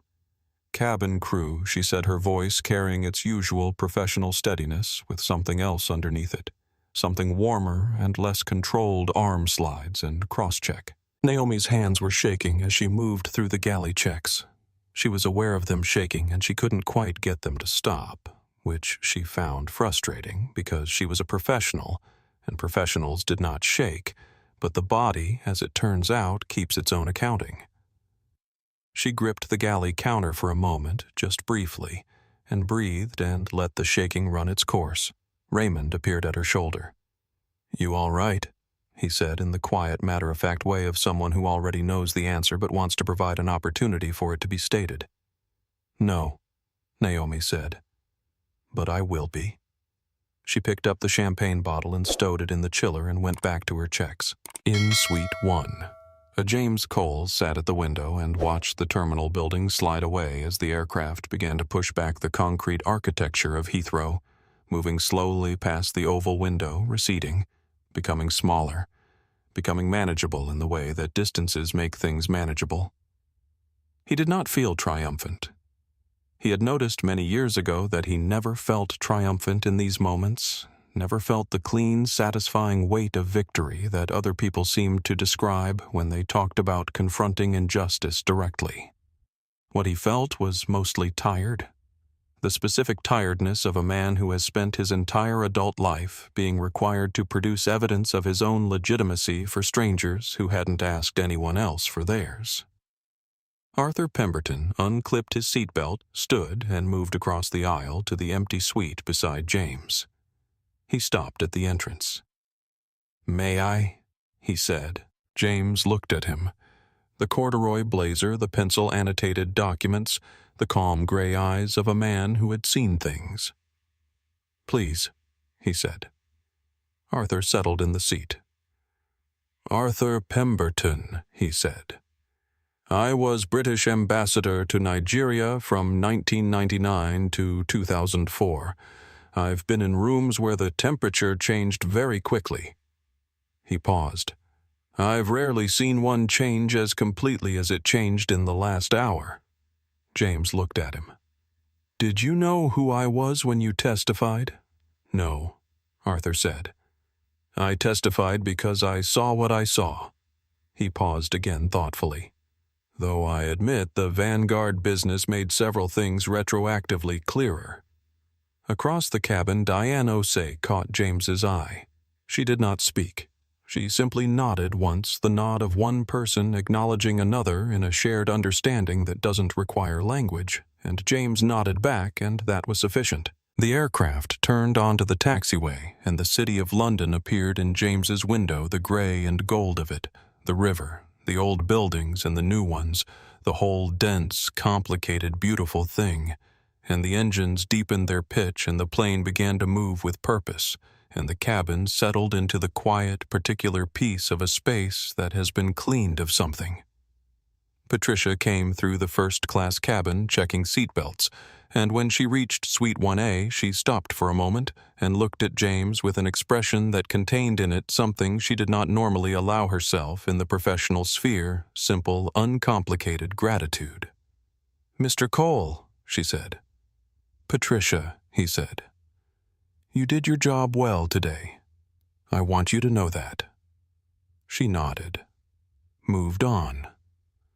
Her shoulders, as she walked away, were very slightly straighter than they had been an hour ago. The aircraft swung onto the runway, and the engines roared up to full power, and the plane leapt forward into the gray English afternoon, and the ground fell away. They were at cruising altitude, 37,000 feet over the English Channel. The coast of France, a gray-green smear below the cloud layer. The cabin settled into the quiet rhythm of long-haul service when Naomi appeared at the entrance to Suite 1A. She was holding nothing, which was unusual, because flight attendants in first class are almost always holding something: a tray, a bottle, a menu. The props of their professional performance and the absence of props made her look for a moment considerably younger than she was. She had the careful, composed face of someone who has decided to say something honest and is concentrating on not losing her nerve. "Mr. Cole," she said. James closed his tablet. "Naomi." She came a step closer. "I wanted to apologize," she said. And the words came without preamble, without the softening qualifiers that professional apologies usually carry. "I should have closed it down faster. When she first came to the galley, when she started, when she said what she said about you, I should have been firmer. I let it go further than it should have gone, and I'm sorry for that. Not because I knew who you were." She paused, and her voice steadied further. "Because what she was saying was wrong, and I knew it was wrong, and I should have acted on that knowing earlier." James was quiet for a moment. Then he stood up, not to his full height, just enough to be on the same level as someone having a genuine conversation rather than someone being apologized to from above, and reached forward and rested a hand briefly on her shoulder. "Stop," he said, gently but clearly. "Listen to me. You came to the galley when she first escalated. You held firm when she demanded I be moved. You called for backup when it went beyond what one person should manage alone. You stood in the aisle between her and me." He let that register. That's not helplessness. That's exactly what leadership looks like when the pressure is real. Naomi's eyes were bright, the held brightness of someone who has been running on adrenaline for an hour and can feel it metabolizing into something else. She was so vile, she said quietly. "And I felt I kept thinking, what if I say the wrong thing? What if I make it worse?" "And you didn't," James said. "You made it better. Every judgment call you made in there was correct." He paused. "Nobody can ask for more than that." She let out a breath that had been waiting to leave for a long time. "Thank you, sir."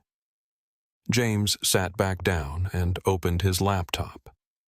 Not the tablet with the financial files, but his actual laptop with its email client and the draft he had been composing in his head since somewhere over the channel.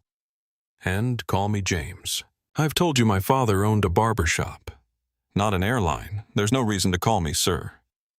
Naomi laughed a genuine, sudden relieved laugh that surprised her slightly and said, "Okay." "James." She started to turn away. "One more thing," he said. She stopped. He was already typing. "When we land, a commendation is going into your file. And Patricia's. And Raymond's." He looked up briefly. "I'm also authorizing a spot bonus for every crew member on this manifest. You all handled a level 4 disruptive passenger without losing your professionalism or your dignity, and that deserves to be recognized in a way that actually shows up in your bank account." Naomi stood still for a moment, processing this. "Thank you," she said simply. "One more thing," he said again, and this time there was something different in his voice, quieter, more deliberate, the voice of someone speaking from a decision already made, rather than one being formulated now. "I want to start a pilot training scholarship. Full funding for any cabin crew member who qualifies and wants to pursue it." He looked at her directly. "You should apply." Naomi opened her mouth, closed it. The professional composure was having a difficult time with this particular moment. "I've only been flying for 6 years," she said finally. "So had every pilot before they flew for 7, James said. He returned to his email. "Think about it." He finished the email commendations for Naomi, Patricia, and Raymond. $5,000 for every crew member on the manifest. Lifetime ban on Claudette Hargrove formalized in writing. Zero tolerance policy on discriminatory passenger behavior, effective across all Royal Sovereign routes, and read it through once and hit send. Then he opened the Royal Sovereign cabin configuration files and returned to the work he had come here to do. 90 minutes into the flight with the cabin lights dimmed to their cruising setting and the service completed, and most passengers tilted back into the horizontal luxury of their flatbed suites. James Cole closed the financial projections and put his laptop away and looked out the window for a long time. Below, through a break in the cloud, he could see the North Atlantic dark immense, indifferent the surface of it catching the last of the afternoon light in small scattered glints, like a field of something left behind by a retreating army. He had flown over it many times, and it always looked from this altitude like an argument for humility, all that water, all that distance, all that depth, and the aircraft threading through the air above it as though the whole enterprise were ordinary, which it was, which was the most remarkable thing about it. He thought about his mother. He did not think about her all the time, that was not. He had decided years ago what she would have wanted. She had not been a woman who expected to be mourned excessively or commemorated sentimentally. She had been a woman who expected you to get on with it, who had modeled the philosophy that honest work done well was its own sufficient reward, and who had expressed disappointment in him exactly 3 times in his life, 2 of which had involved lying, and 1 of which had involved a girl in his sophomore year of college, whom he was treating carelessly, which Dorothy had identified with the accuracy of a diagnostic instrument and addressed with the precision of a surgeon. But sometimes, at altitude, the thoughts came naturally. He thought about Sunday evenings in their apartment on Calumet Avenue, the particular smell of it, which was coffee and industrial starch from the work uniform, and something underneath both of those things that was simply the smell of that apartment irreproducible, the sensory address of home. He thought about the sound of the iron moving over the uniform fabric, slow and deliberate, the hiss of steam, the way Dorothy hummed to herself while she worked old hymns, mostly with the volume turned down to something that was for herself rather than for an audience. He thought about the first-class seat at O'Hare after closing time in the empty lounge. He had been 11. He had sat very still in the cream leather, not wanting to disturb anything, looking at the tarmac through the floor-to-ceiling windows, watching the planes move out there in the Illinois dark. This is what we're working toward.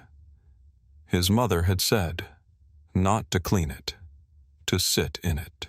He had not fully understood at 11 what she meant. He had understood the surface meaning, the aspiration, the upward arc of ambition, but not the deeper layer. Not the thing beneath it, which was not about wealth at all. Not really, but about something harder and more essential, the right to exist in a space without having to justify your presence there. The right to simply be in any room you had earned the right to enter without someone requiring you to prove it over and over for the rest of your life. He had earned that right 100 times over in biotech labs and investment boardrooms and Harvard lecture halls, and 1,000 flights like this one on routes that connected the places where decisions about the world were made. And still today on a plane he owned, he had been required to produce his resume for a stranger in a blazer. He did not feel sorry for himself about this. Self-pity was a luxury he had never been able to afford and had no particular desire for. But he felt the weight of it, the accumulated, unceasing weight of having to be excellent, not because excellence was its own reward, but because it was the only armor that worked, the only currency that couldn't quite be dismissed, and even then, only most of the time. He thought, my mother cleaned their lounges for 31 years, and now I own the terminal. He let the thought sit there, not triumphant, not self-congratulatory, just honest, the simple, factual accounting of a long distance, traveled a ledger balanced in ways that would have seemed impossible at 11 years old in an empty first-class lounge at 2 in the morning. Outside the window, the Atlantic shifted and glinted. The cabin hummed. James Cole, founder of Cole Biomedical, managing partner of the Vanguard Group, and as of 4 weeks ago, the majority owner of Royal Sovereign Airways, ordered a ginger ale and a bag of the spicy mixed nuts from Naomi, and returned to the present tense, which was the only place where things actually got built. Arthur Pemberton came back across the aisle 2 hours into the flight again with the same courteous, "May I?" and James gestured to the seat beside him, and they talked for a while, in the easy, unperformative way of two people who have been through something together and no longer need to be cautious around each other.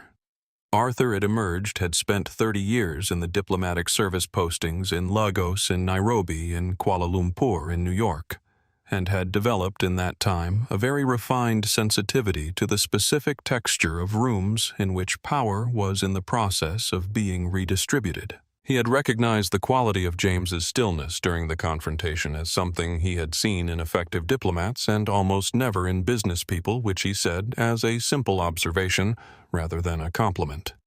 There's a particular discipline, Arthur said, in knowing when not to move.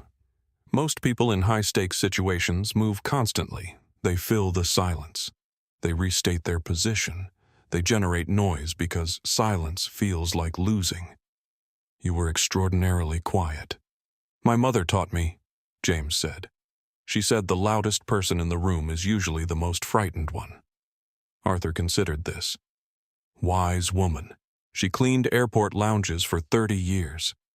James said it without preface or qualification, the way he always said it, not daring anyone to think less of it, just stating the fact, which was one of the facts about him, one of the coordinates of his life. She was the wisest person I've ever met. Arthur was quiet for a moment. I've been flying this route 6 times a year for the past 8 years, he said. I've seen this cabin behave in ways that I found difficult to reconcile with the fare I was paying for a civil experience. He paused. I'll be watching what happens to it. I'm counting on passengers like you to tell me when I'm getting it wrong, James said. I'm sure I'll have notes. Arthur smiled, brief and genuine. What does it look like, the version you're trying to build? James thought about this for a moment. The question deserved a real answer rather than a prepared one. The same service, he said finally, same quality, same standard, same attention to the details that make a long flight comfortable rather than endurable, but without the assumption that certain passengers deserve it more than others based on anything other than their ticket and their behavior. He paused. The person cleaning the cabin after we land, deserves as much consideration as the person who occupied it. That sounds simple. It apparently isn't. No, Arthur agreed. It apparently isn't. The conversation drifted naturally to the architecture of service culture, to Arthur's years in Lagos, watching how institutions adapted or failed to adapt to James's plans for the Royal Sovereign redesign to a mutual appreciation for ginger ale at altitude, which Arthur claimed was the correct in-flight beverage, and which James agreed with on the grounds that ginger ale was one of the few things that tasted better at 35,000 feet than at sea level, and neither of them could adequately explain why. Arthur returned to his seat, eventually, unhurried, with a warmth in his parting that was genuine without being excessive, and James watched him go, and felt something that was not quite friendship yet, but was the beginning of the conditions from which friendship develops the sense of having been seen clearly by someone with no stake in flattering what they saw. He turned back to his window. The clouds had closed in below, and there was nothing to see now but the gray-white ceiling of them extending in every direction to the curved edge of the visible world. And above them, the sky was so deep a blue it was almost violet. The blue of altitude. The blue of a place where the atmosphere thins and the light travels differently. And James sat in it and breathed and felt. Despite everything, despite the exhaustion, despite the accumulated weight of the day, something he recognized as close to peace. While James Cole looked at the blue above the clouds, Claudette Hargrove sat in a plastic chair in a holding room at Heathrow and stared at her own face on a phone screen. The video had 17 million views. She had watched 12 seconds of it before she stopped 12 seconds in which she saw herself pointing, heard herself saying, "I don't want the smell of whatever you're eating." Saw the camera pan to James Cole sitting in Suite 1A with his headphones around his neck and his expression carrying the patient grounded calm of someone who knows something the room doesn't yet know, and then she had set the phone face down on the table and pressed her palms flat against it as though she could hold the video down. Cordelia's text sat unanswered. 14 missed calls from numbers she didn't know, journalists she assumed, or lawyers she hadn't yet hired, or possibly both. Margaret's resignation burned at the back of her mind with the specific quality of an ending, the kind of ending that has no reopen option. She tried Oliver's number once more voicemail. She listened to his recording, the pleasant, measured voice, the professional warmth, and heard it differently than she had ever heard it before. She heard a performance in it. She heard a man who had learned to project competence so fluently that the projection had become the whole of what you saw, and nobody, including her, had looked behind it. 2 million in bearer bonds, Margaret had said, trying to board a flight to Grand Cayman. She had worn the money, the blazer, the Birkin, the Chanel brooch, the apartment in Knightsbridge, and the house in the Cotswolds, and the suite at the Dorchester, and the school fees for Cordelia, and the membership at the private club in Mayfair. And all of the material architecture of her life had been built on a foundation she had never examined because it had never occurred to her to examine it. She set the phone face up and looked at Cordelia's message again. "Mother, what did you do?" She didn't answer it. She didn't know yet what the answer was. Outside the small high window of the holding room, frosted practical offering nothing of the terminal beyond it, she could hear the continuous background roar of an airport operating at full capacity, engines, announcements, the percussion of luggage wheels on concourse floors, the sound of departures and arrivals proceeding without her. The world was moving at its usual pace, completely indifferent to the fact that she had stopped. She sat in the plastic chair, and she waited, and the waiting was its own education, slow, unglamorous, and entirely without the option of checking out. Margaret's words had arranged themselves in her mind in the particular way of sentences that mean more the longer you sit with them. You tipped the first domino. She understood the mechanics of it now, turning it over with the methodical detachment of someone who has nothing left to protect, and is therefore free to look at things clearly. Oliver had been moving money for how long? She didn't know exactly. She knew the Cayman account existed in the way that wives sometimes know things that they have decided not to know, in the soft, negotiated blindness that sustains certain kinds of marriages. She had known there were accounts she didn't ask about, and transfers she didn't follow up on, and a particular look Oliver got when she mentioned certain clients that she had chosen for years to interpret as the natural discretion of a man in finance, rather than the calculated caution of a man with something to hide. She had not examined this. It had suited her not to examine it. What Oliver had apparently built with a sophistication she was only now beginning to fully credit him with was a careful exit accounts that could be liquidated quickly, bonds that could be moved without triggering immediate bank reporting, a flight path from Heathrow to Grand Cayman that took approximately 11 hours, and would have delivered him to a jurisdiction considerably less interested in international financial law enforcement than the United Kingdom. He had been days away, possibly hours. And then Claudette Hargrove had stopped a plane at Heathrow over a seat she didn't own, and the video had gone viral before the aircraft had even closed its door, and the name Hargrove had appeared in headlines internationally, and the auditors who had been quietly working through Oliver's accounts, already suspicious, apparently already building a timeline, had seen the headlines and accelerated their process. The irony of it was so complete it had the quality of a parable. She had gone to Suite 1A to reassert the natural order of things as she understood it, to enforce the hierarchy that she had always lived inside and never questioned. Because why would you question the rules of a game you were winning? She had been protecting something. She had believed absolutely that she was protecting something real and important and legitimate. What she had actually done was shine a spotlight on her own name at the precise moment it could do the most damage, and in doing so, had closed the door on the exit her husband had spent months constructing, and had tripped in the process every alarm that was going to bring the whole structure down. Because she didn't like a hoodie. She picked up the paper cup and found it was empty. She had drunk the water some time ago without registering it. She set the cup down and looked at the ceiling and allowed herself for the first time since she had been escorted off the aircraft to feel the full, unmediated weight of what she had set in motion. It was heavier than she had imagined. Outside the frosted window, a plane was taking off.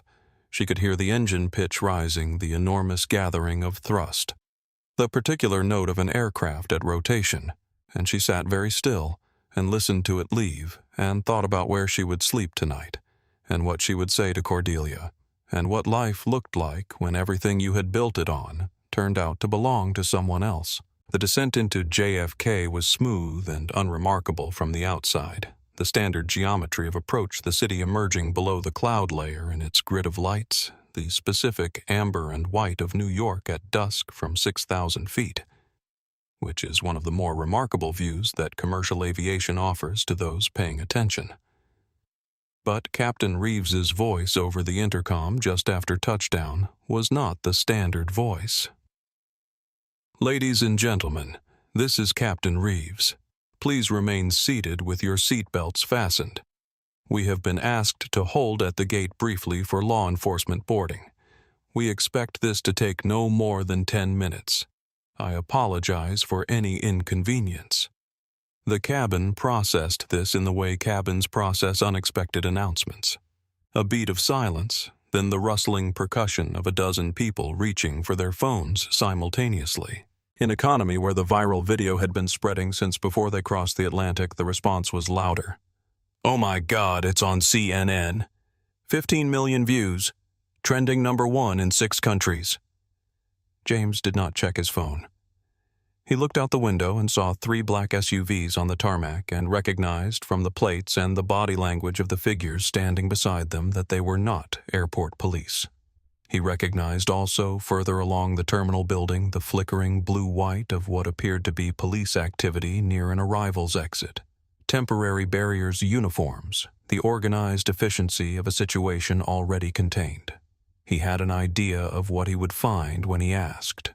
The cabin door opened. 3 men in suits walked in with the particular authority of federal agents, which is a type of authority quite different from airline authority, in that it does not depend on uniforms or titles or the cooperation of the institution it is entering, mister. Cole James stood. That's me. The lead agent, Agent Torres, his identification read, said without preamble. We're not here to detain you. We need a brief statement. We have a situation in the terminal involving an Oliver Hargrove, who appears to have come to JFK with the intention of intercepting you before you could initiate an audit of accounts connected to Hartwell Capital. He tried to run, James said. He panicked. He saw the video 12 million views by the time the plane landed, and he recognized your name. He knew the moment you touched down and made contact with the Hartwell CEO, the timeline on the account irregularities would close. Torres glanced at his notes. He was apprehended in the arrivals hall with approximately $2.1 million in bearer bonds and a ticket to Grand Cayman on a flight that left 40 minutes ago. James was quiet for a moment. He missed it. By 30 minutes. A gate agent flagged the bonds. Torres looked at him steadily. If the flight had departed Heathrow on schedule this afternoon, if there had been no delay, he would have been in the air before we got the warrant. James absorbed this. He thought about Claudette standing in the aisle of Suite 1A with her hands gripping the headrest. Her certainty intact, her performance of power complete and self-defeating in equal measure. She had stopped. The plane had genuinely, literally stopped the plane while her husband's exit window was closing. She had cost him the 30 minutes he needed. In trying to control something that was not hers to control, she had lost everything she had been trying to protect. He did not feel satisfaction about this. He felt the quiet, heavy weight of collateral damage of lives intersecting in ways that produce consequences nobody planned for. I'll give you a statement, he said. Let's make it quick. I have someone I want to see in Harlem before it gets too late. He was escorted off of the aircraft, first bypassing the other passengers with the practiced discretion of the federal agents, and walked up the jet bridge into a terminal that had the particular heightened atmosphere of a place where something significant had recently happened. The kind of energy that crowds carry when they have witnessed something and are still processing it.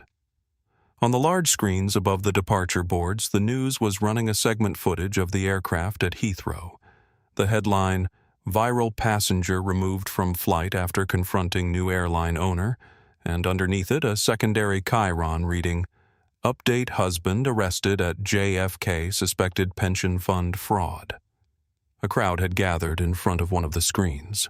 James moved past it without stopping the agents flanking him at a discreet distance. Near the international arrivals exit through a glass partition, he could see the aftermath of the Oliver Hargrove situation. The barriers, the uniformed officers, a man in a wrinkled suit sitting in a chair with the boneless, collapsed posture of someone from whom something essential has been removed. James caught a glimpse of the man's face as he passed the red-eyed, sweat-dampened face of someone who has been running very hard in one direction and has suddenly and completely stopped, and for just a moment their eyes met through the glass. Oliver Hargrove looked at James Cole with a hatred that was entirely genuine, and underneath it a terror that was equally so. He knew who James was now. He had probably known for the last several hours, had probably put the name to the face the moment the video began circulating, had spent the entire duration of his attempted escape, knowing that the man on the plane was the man who would end him. James looked away first, not because he had lost, but because Oliver Hargrove was no longer a matter that required his attention. The law was dealing with Oliver Hargrove. That was what the law was for. He made a call as he walked brief to Dana. Push the morning meeting to 10, and tell the Royal Sovereign legal team I need a briefing tomorrow afternoon on the Hartwell account connection. A pause. Also, Community Center in Harlem, the one on 125th. Get me the director's number. I want to make a donation before I do anything else tonight. Dana said. The robotics program. Yeah, James said. The robotics program. He walked out of the terminal into the cool New York night. No limousine, no press handler, no assistant waiting with a schedule. Just the standard sedan Dana had arranged, ordinary and clean, idling at the curb with the driver leaning against the door, reading something on his phone. "Mr. Cole," the driver said. Harlem James said and got in. The city moved past the windows, the expressway, the boroughs, the bridge, the river, and James Cole looked at it without thinking much, just watched it move. The way you watch something familiar that still manages on certain evenings at certain angles of light to be unexpectedly beautiful. He did not call Claudette. He did not send a message, did not close the loop, did not seek resolution with a woman who had in the final accounting destroyed herself while trying to destroy him. She did not need his words. She needed time and consequence, and whatever understanding could be reached when both of those things had run their course. The sedan crossed the bridge. The city opened around it. Oliver Hargrove sat in a federal holding room at JFK International Airport. The same gray walls, the same fluorescent ceiling, the same plastic chair as his wife's room at Heathrow, as though the two of them had been delivered to mirror images of each other on opposite sides of the Atlantic, which was in some ways an accurate description of what had happened. The agents had been thorough and efficient. They had the Cayman account numbers, the wire transfer records, the internal audit files from Hartwell Capital, that Oliver's own colleagues who had apparently been cooperating with federal investigators for the past 6 weeks without his knowledge had provided. The bearer bonds in the briefcase represented only a fraction of what had been moved over the previous 18 months. The total, as the lead agent had stated without particular emotion, was closer to $40 million extracted methodically from the pension funds of Hartwell Capital's working class and lower middle class retail investors. People who had trusted the firm with retirement savings they had spent careers accumulating. "I can give you accounts," Oliver said. His voice had the quality of a man reading from a script he hasn't written, saying words that feel like they belong to someone else. "I can give you names." Other people at the firm were aware of, "We already have the names," Agent Torres said from across the table. "We have cooperating witnesses. We have the documentation." He closed his folder. "The only variable at this point is whether you make this process faster or slower for yourself." Oliver stared at the table. He was thinking, though the thinking felt sluggish and strange, like trying to run through water, about the Cayman account, about how close he had been about the 40-minute gap between the flight's delay at Heathrow and the issuance of the warrant, about a woman in a cream Saint Laurent blazer who had stopped a plane over a seat she didn't own, and in doing so had closed the only door he had. "She didn't know," he said finally. Torres looked at him. "My wife. She didn't know about any of this." Oliver rubbed his face with both hands. She's not involved in the financial side. She didn't know where the money came from. She spent it," Torres said without hostility, but also without comfort. "That's a matter for the civil proceedings." Oliver asked to make a phone call. Torres nodded and passed him the handset. He dialed Claudette's number. It rang 5 times, he counted, and went to voicemail. Her recorded voice assured well-modulated the voice of a woman for whom the world had always worked properly. He held the handset for a moment, listening to the silence after the beep, and could not find anything to say that would be worth the energy of saying it. He set the handset down. Torres gathered his files. "We'll resume in the morning," he said. "You'll want to use tonight to think about what you want to offer." Oliver nodded. He sat in the plastic chair in the fluorescent room and thought about $40 million that belonged to other people, and about a husband and wife who had spent 15 years building something that turned out in the end to have been built on the wrong foundation entirely. The fluorescent light buzzed. The room offered nothing. The flight back to London left JFK at 11 p.m., and Claudette Hargrove was on it in seat 24C middle economy between a college student with noise-canceling headphones and a retired schoolteacher from New Jersey who fell asleep before they reached cruising altitude and snored gently for most of the crossing. The Birkin bag had not fit in the overhead bin. She had stood in the aisle for a moment, trying various angles, and a flight attendant had come and taken it gently from her. Not unkindly, just efficiently, and checked it below, and Claudette had sat down in 24C with nothing in her lap and nothing in her hands, and the seatback pocket in front of her containing a safety card and a paper bag for air sickness. There was no hot towel service, there was no champagne. A flight attendant came through with a cart and offered her the choice between ginger ale and orange juice, and she said ginger ale, and the attendant poured it into a small plastic cup and handed it across the sleeping schoolteacher and moved on without having registered anything in particular about Claudette Hargrove that warranted remembering. She was 24C. She was $247 round trip on a consolidator fare, which was what the court liaison had arranged when it became clear that her black card was frozen and her credit lines were inaccessible pending the asset freeze on Oliver's accounts. She was a middle seat on a night flight, and the cabin was full, and nobody knew who she was. 2 rows ahead of her, through the gap between the headrests, a phone screen was playing a video. She could see the shape of it, the vertical format, the first-class cabin, the back of a man in a hoodie, and she could hear, thinly through someone else's speakers, a voice she recognized as her own. She closed her eyes. The plane flew east through the dark, through the high cold, nothing of the Atlantic crossing, and Claudette sat in the middle seat with her hands in her lap, and her eyes closed, and her ginger ale untouched, and thought about Cordelia, who had still not responded to the 3 messages she'd sent from the holding room. She thought about what she would say when she landed. She thought about where she would go. She thought about the sound of Oliver's recorded voice, assured, measured, performing a competence that had never been entirely real. And she thought about how many years she had accepted the performance without looking behind it, because looking behind it would have required her to look at herself, and she had never once in 47 years been willing to do that. The cabin was dark. The schoolteacher snored. Claudette sat with her eyes closed and felt for the first time the full specific weight of the life she had built, and the full specific cost of never having asked what it was built on. The auditorium at Royal Sovereign Airways London headquarters held 400 people on a good day and was considered full at 350.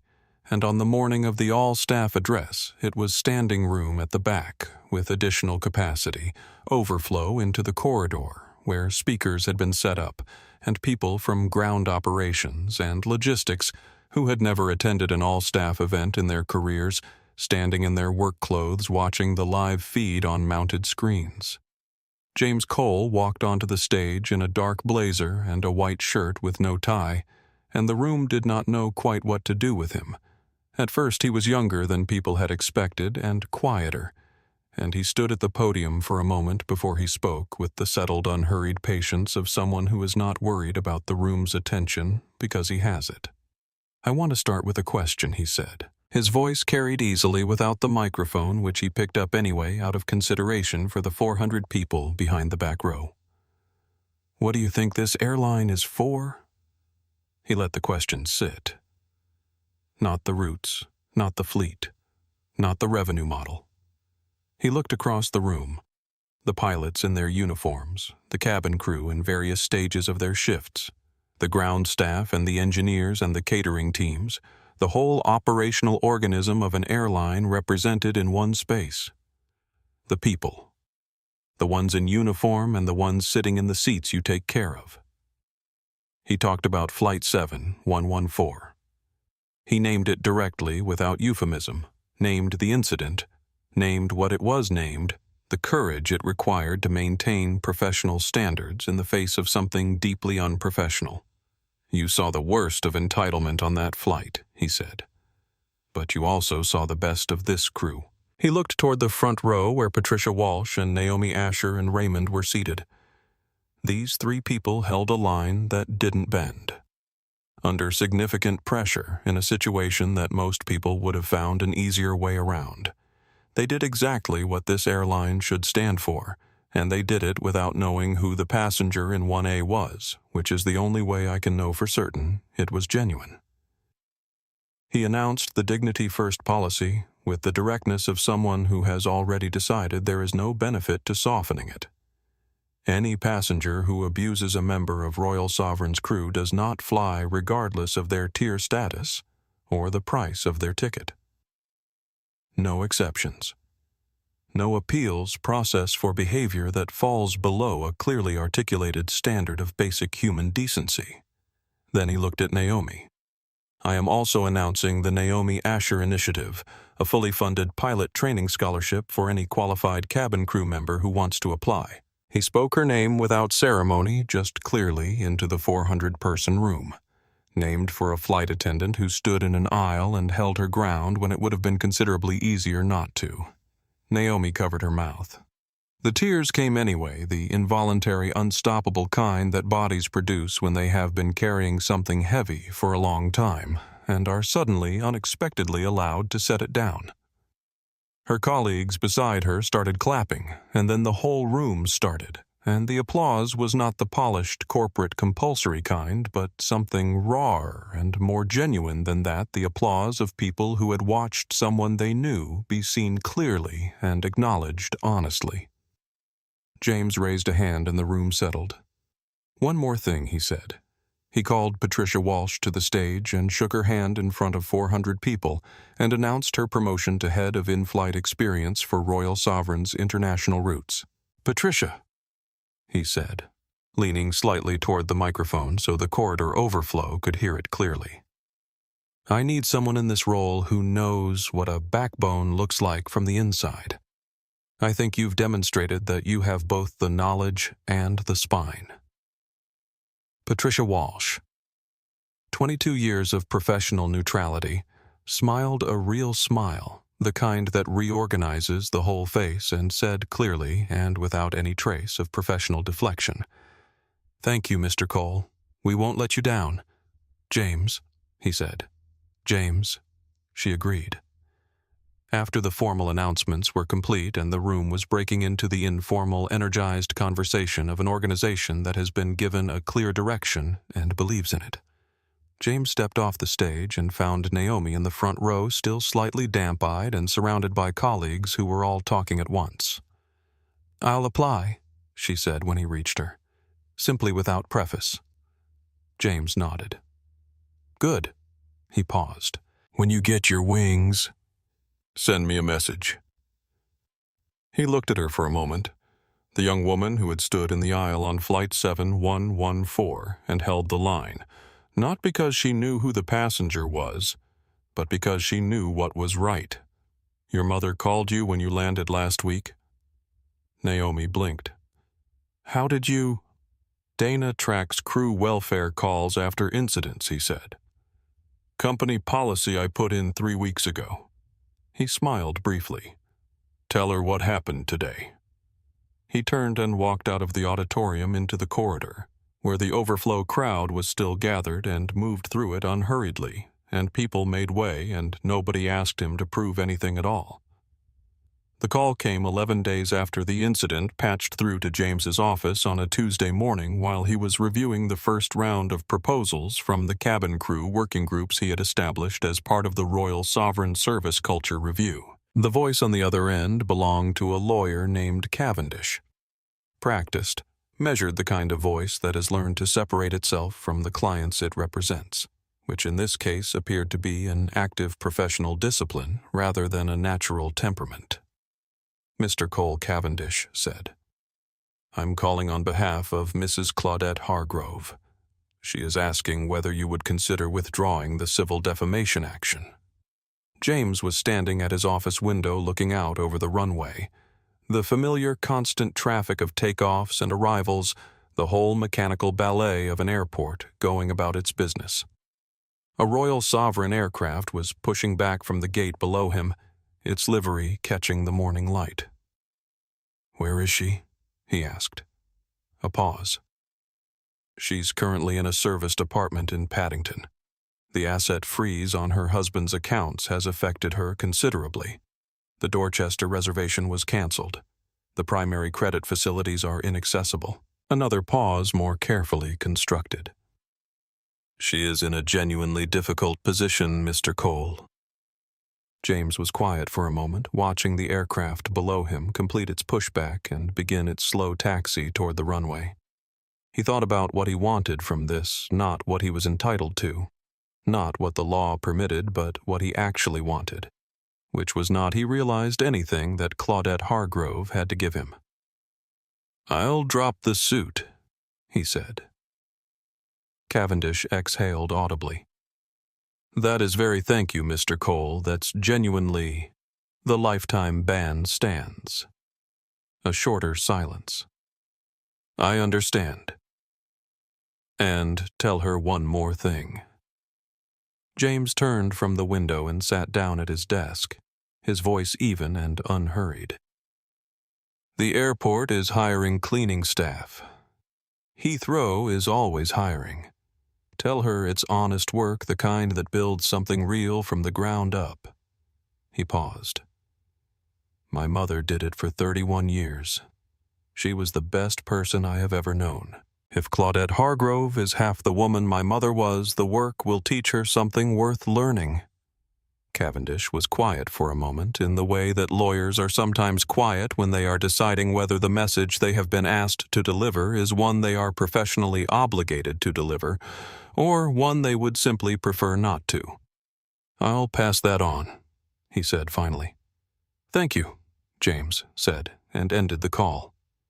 He returned to the cabin crew proposals, 12 people from 9 different routes, all with specific practical experience-based recommendations for improving the passenger experience from the ground up, and worked through the afternoon with the focused, absorptive attention of someone engaged in the particular satisfaction of building something that will outlast the moment. Outside his window, a Royal Sovereign aircraft lifted off the runway and climbed engines full into the low gray sky above London, climbing through the cloud layer, through the weather, through the upper air into whatever was above it, and James Cole watched it go, and felt for the first time all week the simple, uncomplicated satisfaction of an institution pointed in the right direction. The community center on 125th Street in Harlem was a 3-story building that had been in a previous life a textile warehouse, and still had the bones of it high ceilings, wide plank floors, worn smooth by decades of traffic, a quality of space that felt generous rather than merely large the way genuinely useful spaces do. James arrived at 4:30 in the afternoon on a Thursday, later than he had intended, having been held up by a 2-hour call with the Royal Sovereign Board that had gone over on almost every agenda item, because the board was still adjusting to a managing partner who asked the people in the room what they actually thought. The after-school robotics program occupied the main floor, 12 kids between the ages of 10 and 14 arranged at work tables with varying degrees of construction in progress, the air carrying the particular smell of soldering and carpet, and the intellectual energy of people who are completely absorbed in what they are doing. James stood at the entrance for a moment before anyone noticed him and watched. A girl, maybe 11 years old, natural hair in 2 neat puffs, sitting at a corner table with the focused intensity of someone solving a problem she has decided she will solve regardless of how long it takes. In front of her was a small mechanical sorting mechanism, a series of ramps and gates partially assembled with a motor unit attached at the base that she was currently adjusting with a screwdriver, her tongue slightly at the corner of her mouth in concentration. James walked over and sat down at the edge of her table. She did not look up. "How does it work?" he said. She looked up, then appraised him with the quick, undeferential assessment that children apply to unknown adults, determining in approximately 2 seconds whether he was worth the interruption. She apparently decided he was. "It sorts by weight," she said, turning the mechanism toward him slightly so he could see the gate system. "Light things go this way, heavy things go that way. But I'm trying to make it work for medium things too, and the motor keeps being wrong. What's wrong with the motor too fast? It pushes things before the gate fully opens." She tapped the base with her screwdriver. "I need it to wait. Have you tried a delay circuit?" She looked at him with the expression of someone who has just been handed an idea they wish they'd had first. "Like a timer." "Like a timer," James confirmed. She wrote something in a notebook that was already dense with diagrams and calculations, and then looked at him again with the frank, unimpressed attention of a child who has decided someone is useful and is reassessing their status accordingly. Do you work in science? Something like that. Like what kind? Biomedical technology mostly. Before that, materials science. She considered this. Did you always want to do that? James thought about the question seriously because she had asked it seriously. I wanted to understand how things worked, he said, and then I wanted to build things that helped people. The specific field came later. She nodded, satisfied, and turned back to her mechanism. James sat for another hour, moving among the tables, asking questions, answering the ones directed at him, existing in the room as a person rather than a donor, which was, he had found, the only way to be genuinely useful in rooms like this one. Before he left, he found the director, a tired, warm woman named Renata, who had been running the program for 8 years on a budget that required constant inventive management, and handed her a check without ceremony and without conditions. For the equipment fund, he said. And if any of these kids want to do a summer placement at Cole Biomedical, have them apply directly to Dana at my office. There's no interview. Just send the work. Renata looked at the check and then at him with the expression of someone who has learned through experience not to count on things before they are in hand, but who is allowing herself just briefly to feel something close to joy. James walked out into the Harlem evening and breathed the October air and thought about the girl with the sorting mechanism and the delay circuit. She hadn't tried yet and felt beneath the tiredness, beneath everything, something that was close to hope.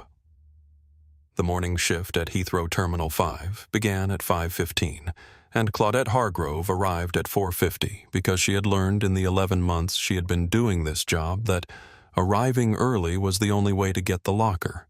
She preferred the one near the window where the early light came in, and the view of the taxiway offered the small daily reminder that the world was still moving, still large, still entirely indifferent to whether she found it beautiful or not. She changed into the gray uniform with the practiced efficiency of someone who has stopped treating the act of putting it on as something that requires steeling herself. In the early weeks, she had stood at the locker every morning with the uniform in her hands and felt the full oppressive weight of what it represented, the distance between this and everything she had been, between the Saint Laurent blazer and the gray polyester, between the Birkin and the mop, between the woman who had paid $10,000 for a seat and the woman who cleaned the floors beneath other people's seats. That weight had not disappeared, but it had changed quality. It was less like humiliation now, and more like ballast, the kind of weight that kept a ship steady in water. Oliver was 7 months into a 12-year sentence at a facility in Surrey. The pension fund theft, $40 million, 312 individual investors had been prosecuted with a thoroughness that reflected both the federal involvement and the public interest generated by the viral video and its aftermath. He had cooperated fully with the prosecution of 3 colleagues in exchange for a reduced sentence, which was, Claudette had thought at the time, a very Oliver solution to an Oliver problem, pragmatic, efficient, and entirely in service of himself. They had not spoken since the night of the arrest. He had written twice. She had not responded. Cordelia called on Sundays. The calls had started at 3 minutes formal, wary the tentative communications of a daughter managing the gap between the parent she had believed in and the reality that had replaced that belief and had gradually extended over months to something closer to half an hour. Last Sunday had been 45 minutes, and at the end of it, Cordelia had said without preface, "I'm glad you picked up the phone that first time, Mom." It was not forgiveness, not quite, but it was the beginning of the conditions from which forgiveness grows, and Claudette had held that sentence in her mind for the full week since turning it over. The way you turn over something small and precise that has a great deal of weight in it. The terminal opened at 6, and by 6:15, Claudette was moving through departures with her cart, working the row of seats near Gate 23, with the methodical, unhurried efficiency of someone who has learned that the work is the work it demands, the same quality of attention regardless of whether you bring pride or resentment to it, and pride is simply less exhausting.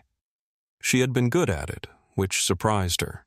She had expected to be bad at it, had expected her body to resist, had expected the unfamiliarity of genuine physical labor to defeat her, but she was not bad at it. She was thorough, and she was efficient, and she had somewhere in the second month stopped being angry at the surfaces she was cleaning and started being simply present with them, which made the work faster and less punishing than it had been in the beginning. The morning was busy.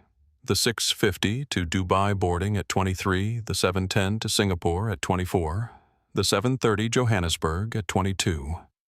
A full bank, the terminal running at capacity, passengers flowing through in the concentrated, purposeful stream of early departures. Claudette worked around them, moving the cart through the gaps, wiping the armrests, collecting the cups and wrappers existing in the space as part of its operational mechanism. She heard the crew before she saw them, the particular quality of movement that cabin crew have in airports, the shared purposefulness of people who are heading toward a specific aircraft at a specific time and know exactly what they are doing and why. She stepped her cart to one side to make room. The crew swept past 5 people uniforms, pressed the morning alertness of professionals ready to work. In the center of the group walked a woman in a captain's uniform, and the 4 gold stripes on her shoulders caught the terminal light in a way that made Claudette look up from the armrest she was wiping, and when she looked up she recognized the face. Naomi. Not Naomi, the flight attendant. The young woman with shaking hands who had stood in the aisle of Flight 7114 and held the line, but Captain Naomi Asher, Royal Sovereign Airways, who had applied to the scholarship 3 days after it was announced, and completed her training in 11 months and been given her 4th stripe 6 weeks ago, and who was walking through Heathrow Terminal 5 on her way to her aircraft with the centered, particular confidence of someone who has arrived exactly where she is supposed to be. Claudette froze. The cart was still in her hand. The cloth was still in her other hand. And she stood there with both of them while Naomi walked closer, and she braced herself for what was coming. The recognition, the pointed acknowledgement, the full-circle moment of public humiliation, because she understood at this point that she had earned it. Naomi slowed.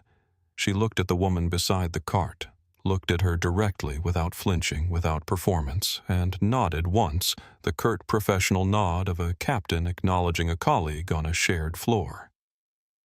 "Mind the wet patch there?" Naomi said, gesturing toward a spot Claudette had just cleaned. "I don't want a passenger slipping." Then she walked toward her aircraft, and her crew went with her, and the gate ahead of them opened, and they were gone.